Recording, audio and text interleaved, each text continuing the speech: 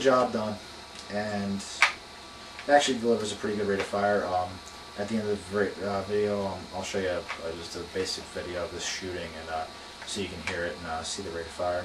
So this actually does deliver a fairly good rate of fire. I would recommend upgrading it though to like an Intellect 8.4 battery, because I know some people are going to ask. The stock in the gun will not fit a 9.6 volt battery, large battery. I wouldn't even recommend running one in here. However, I did just to see what it would be like, and fire rate is amazing, but I don't think the internals would last. So that's the battery, and of course, you know, you get your standard wall charger, which please get a smart charger so it doesn't ruin your battery. And that's pretty much it for that. Now we'll go to some of the things, some of the problems I've had with this gun actually over the 2.5 years. Like I said, some of the things that are relatively minor, actually all the things are relatively minor that I've had gone wrong with this. Let's start up here. The flash hider, or not the flash hider, I mean the front sight post, which the sight is adjustable, by the way. You need an AK sight adjustment tool on here. But anyway, this does get loose and it wobbles back and forth, but that's easy fix. You just take out this, which is the faux AK-47 cleaning rod, and there's a screw underneath. You can't see it on the video, and you just tighten that up, and it's no big deal. Let's move down the gun. I haven't had any problems with this. These are very solid, so is this.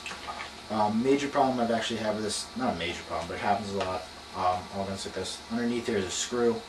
This loosens up, and the selector flops about, and if it fires, you know, if you're firing and it goes from full auto like semi, it's not good for it, so you just have to watch that and tighten it up.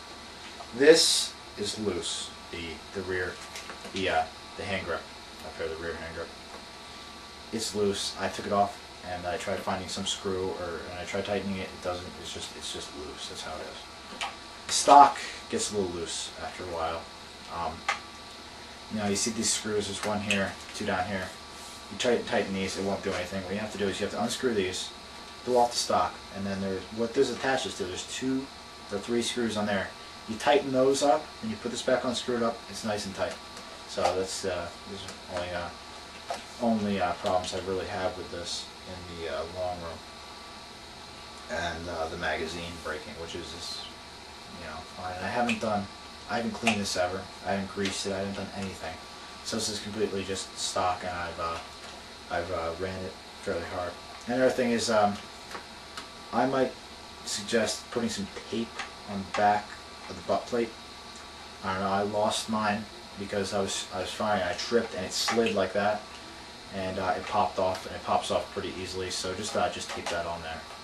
Right now I just have duct tape in there. I'm trying to get another one for it, but that's just a minor detail with it. Like I said, the rails are nice. You can put a laser pointer on it. I don't know if you can see it on the camera, but it's alright. And yeah, the gun feels actually very nice to shoulder, and feels very good to shoot, and it's actually pretty accurate, like I said before.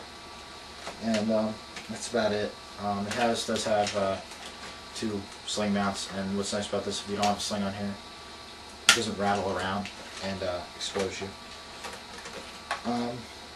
That's about it. I have no other really grease with this gun, and actually I would recommend this to a beginner player because it's cheap, 120 bucks. It lasts, and it's actually, it can compete with.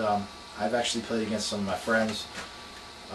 They have KWAs, and this beat their KWA M4 and M16s, especially in accuracy, because the KWAs are very inaccurate.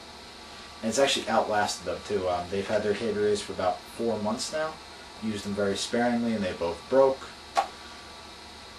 like gearbox cracks and a few other things. So this actually is a little bit more reliable than a KWA. Yeah, you heard me say it. It's more reliable than a KWA. Well, in my personal experience. I know people are going to comment and be all you know, insane about that, but in my experience, it's been more reliable than a KWA M4. That's more accurate too.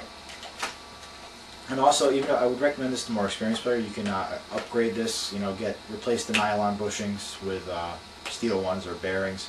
Get a new spring, new gears, maybe a new motor, and you can really do whatever you want with this because you know it's a cheaper gun. If you break it, you're not that worried about it. You know, you can put a new barrel, new hop up in. You know, do whatever you want with it, and that's about it.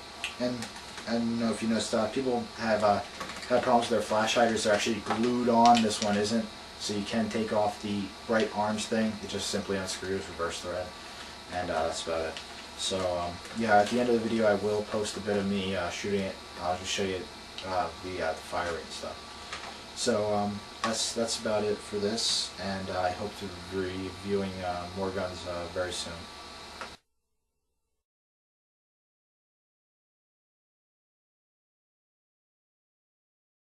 A bit of me shooting the JG AK-47 RIS. This isn't really an accuracy test. It's just so you can see the rate of fire, and you know, basically that's it. So, all right, let's just go over here, and we'll take a few shots of that target on semi.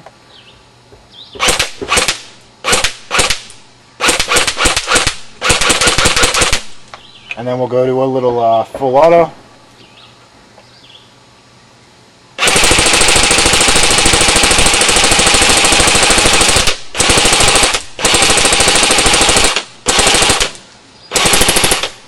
And that was around 100 rounds in a Mag brand mid cap at about 40 or so feet. So there you can see the grouping at around 45 feet. That's I think that's pretty good. So yeah, that's about it. Thanks you for watching.